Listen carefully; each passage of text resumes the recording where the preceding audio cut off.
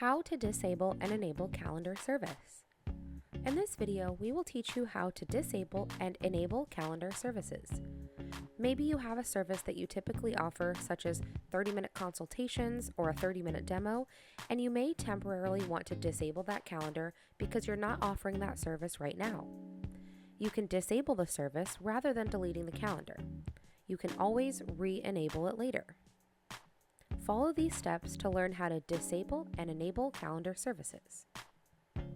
Navigate to Calendars.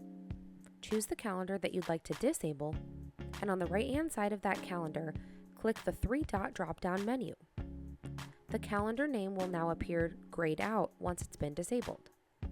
Now, if you'd like to enable a calendar service, you can click that same three-dot drop-down menu for a calendar that you'd like to reinstate or re-enable. Click Enable Service from the drop-down menu, and the calendar will be instantly re-enabled.